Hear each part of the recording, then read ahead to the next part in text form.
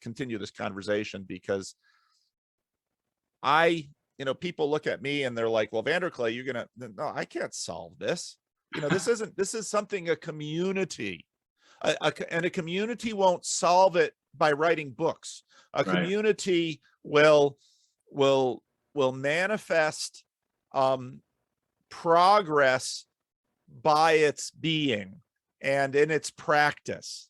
And that's, fundamental to Christianity, which the Protestant Reformation really struggled with.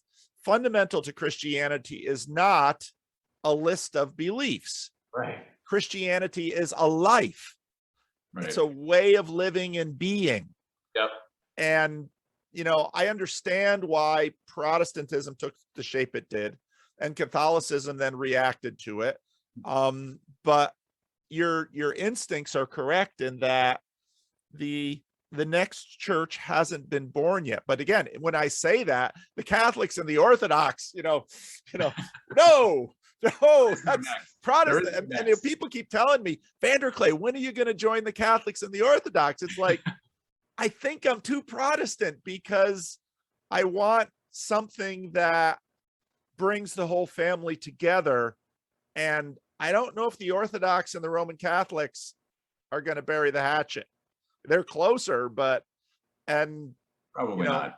And I think, I don't think you can just dismiss the Protestant Reformation and the Enlightenment as a bunch of bad ideas that we're going to do away with.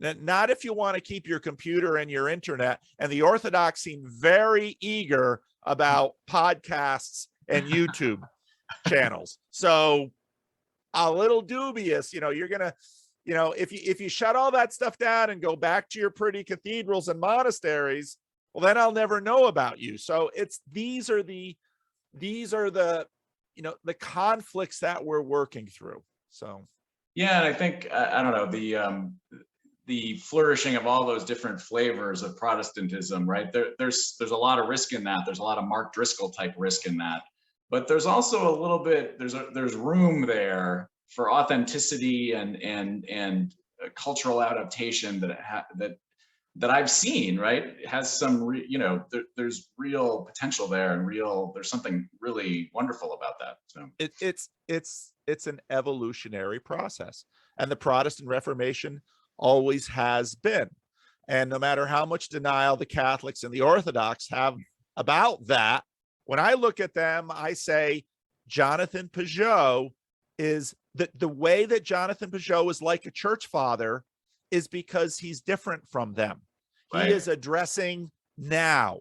Yep. And he is manifesting something from the church fathers now, but put Jonathan Pageau into the 7th or 8th century. Yep.